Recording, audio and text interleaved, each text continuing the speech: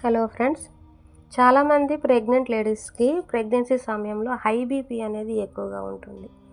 So ఈ high BP ఉన్న pregnant ladies ఆ సమయంలో అంటే ప్రెగ్నెన్సీ సమయంలో వారు తీసుకోవాల్సిన జాగ్రత్తలు ఏంటి, తీసుకోవాల్సిన ఫుడ్స్ ఏంటి, అవాయిడ్ చేయాల్సిన ఫుడ్స్ ఏంటి, కొన్ని హోమ్ టిప్స్ చూద్దాం.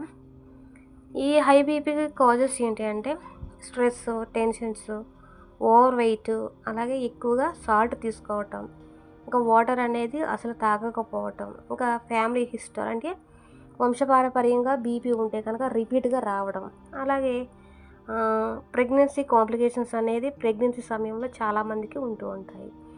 అలాగే డైలీ కూడా తక్కువ ఉప్పు అనేది ఉపయోగించాలి ఫుడ్స్లో. ఇంకా వాటర్ అనేది ఎక్కువగా తాగాలి, 2 or 3 లీటర్స్ ఖచ్చితంగా తాగాలి.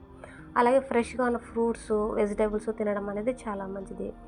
ఇంకా మస్ట్ అండ్ షుడ్ బీగా స్లీప్ అనేది ప్రాపర్గా 7 to 8 అవర్స్ ఉండాలి. అలాగే లిటిల్ బిట్ వాకింగ్ కూడా ఉండాలి, అది కూడా డాక్టర్ సజెషన్తో. ఇంకా ఓవర్ థింకింగ్, అలాగే స్ట్రెస్ అనేది అసలు తీసుకోకూడదు. రెగ్యులర్గా బీపీ చెకప్ చేయించుకుంటూ ఉండాలి.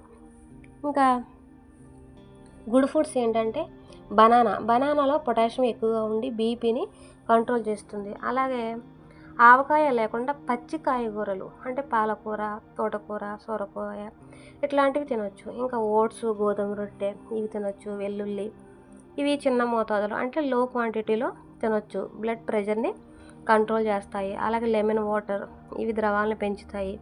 ఇంకా క్యారెట్స్, బీట్రూట్ జ్యూసెస్ తాగొచ్చు. ఇంకా పాలు, పెరుగు వీటిలో కాల్షియం ఉంటుంది.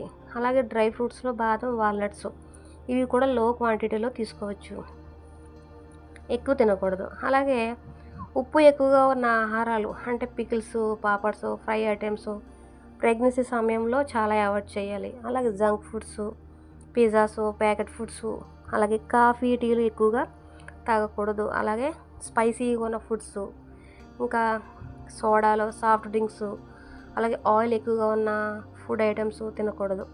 అలాగే హై బీపీ ఇంకా ఎక్కువగా ఉంటే కనుక ఖచ్చితంగా డాక్టర్ని సంప్రదించాలి. అలాగే ఇంట్లో మందులు లేదా టిప్స్తో మాత్రమే నియంత్రించేందుకు ప్రయత్నించండి. అలాగే అవుట్ సైడ్ మెడికల్ షాప్స్లో మెడిసిన్స్ అనేవి ప్రెగ్నెన్సీ సమయంలో అస్సలు వేసుకోకూడదు, డాక్టర్ ప్రిస్క్రిప్షన్ లేకుండా అస్సలు వేసుకోకూడదు.